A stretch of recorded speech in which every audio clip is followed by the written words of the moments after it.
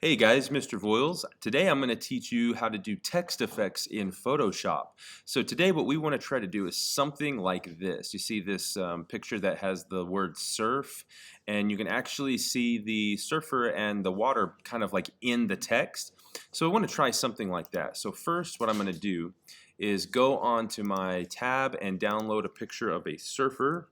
And this can be anything for, you could do this with anything for your collage if you wanted to try it. This one looks pretty cool right here.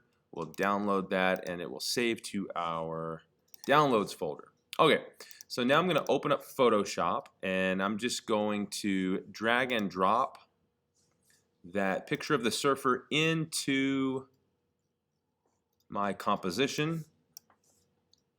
And of course we know we have to rasterize. We're going to rasterize the layer. Then I'm just going to turn off that layer with the little eyeball icon here on the side. And let's make a new layer. Actually, we don't have to do that. We're just going to draw out some text because whenever we do text, it makes its own new layer. And I'm going to go with something really thick because we'll only be able to see through the letters if the letters are thick. So let's just do like surf. Okay, and I'm going to highlight my text. I'm going to pick a font that's really thick and bold. This one actually works pretty good already, so I think I'm going to keep it. I'm just going to raise the size up a little bit like this, and that should be great. Okay, so here I've got the word surf. So what I'm going to teach you today is basically using the text layer as kind of a template, and we're not going to actually do anything with it. We're just going to use it to make a selection.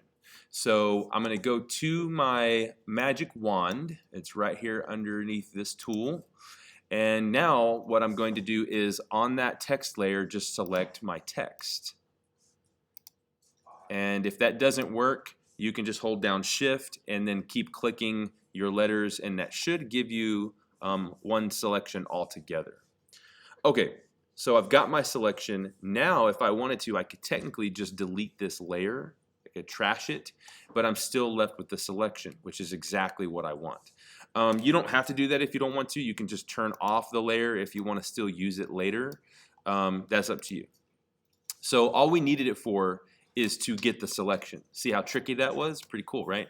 So I'm being a little sneaky, and so I just used the text to get my selection. So now what I want to do is go and turn back on this layer of the surfer, and then we can move that.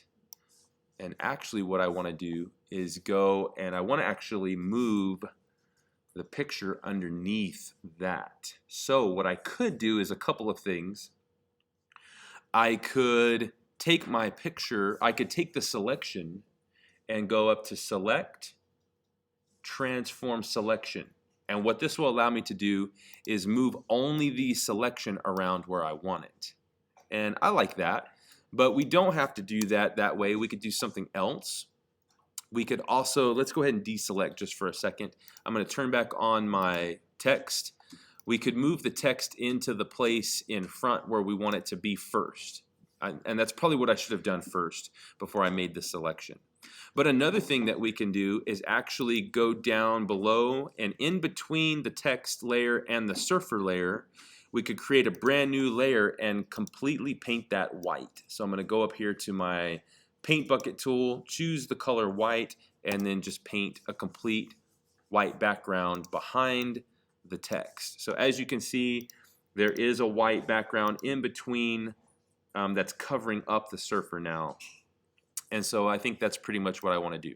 So now what I'm going to do is go back to my text. I'm going to select the text one more time the way I should have at the beginning, and let's just go ahead and delete the text now just so you can make it easier on you guys to see what I'm doing. So now I've got the selection that was made from the text, and I've deleted the text, but I still have the selection. So now what I can do is literally use this selection to hit delete, and check it out. I have now punched a hole through the white layer that I had on top. So now I can deselect, and now I can go down to the bottom of the underneath the white layer and go back to my move tool and actually move that picture around inside of there wherever I like. Isn't that cool? So see what I've got here on, let's go back to the top layer. So you can see it's literally just a hole that I punched through that white layer. So there's lots of different ways you can do that. So I thought that was pretty cool. Wanted to show you guys how to do that.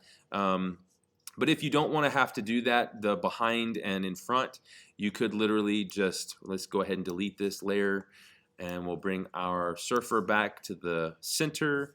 You could, if you wanted to, just go ahead and type out surf or whatever it is you're doing and put it in the place that you want it to be.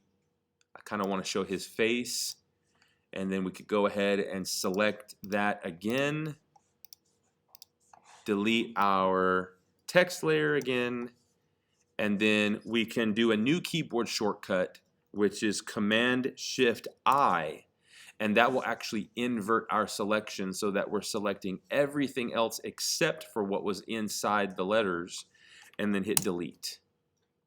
And so now what I've done is actually deleted what was on that surfer layer. So I literally now just have a layer with text that has a picture locked inside of it. So either way you want to try is great. One more thing I want to show you. This is something really cool. Let's go ahead and just delete this layer right here. Let's type out surf again. And now I want to show you what's called layer styles. Layer styles are really cool. What we could do is actually change the color here of our text. Let's change it to red. And so that's pretty neat. So layer styles are really cool. All you have to do is double click out here on the layer, and you can't just do that with text. You can do it with any kind of a layer that you want to. But we're going to just do it with text today. So you double click right here on the side of the layer, and that will bring up this box called layer styles.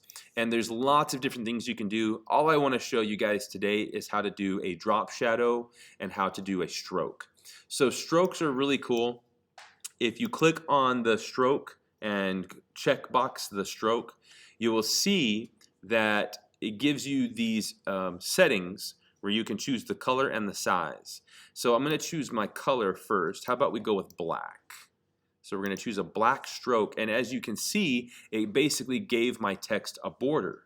And that's what a stroke does. It gives you a border around whatever you are trying to put a border around. So now what I can do is change the size. Okay, and as you can see, that border is on the inside of the letters. We can change that to outside right here with this little drop down menu, or we can put it on the center as well. So outside is usually what I do, and you can make that pretty thick or pretty thin. I'm going to stay with something kind of medium, and you will see that this is helpful if you want to try to make your words more legible. Like say if you have dark words on a dark background, you could put a stroke that is white so that it kind of pops. So I think that's pretty cool. So that's how you would do the stroke. And now what I want to show you how to do is a drop shadow. So we could come over here to drop shadow and checkbox that, and look, it actually gave my word surf a drop shadow. We can change the angle here with this little circle, and we can also change the distance and the size. So it actually gives it kind of a shadowy look. It's actually pretty cool. And we can change how far away the shadow falls and how opaque the shadow appears as well. So all of that is really up to you. You can change it to make it look however you want to, and then you click OK. So that's really what I want to show you guys today. Have fun, experiment with those settings, and we will see you next time. God bless.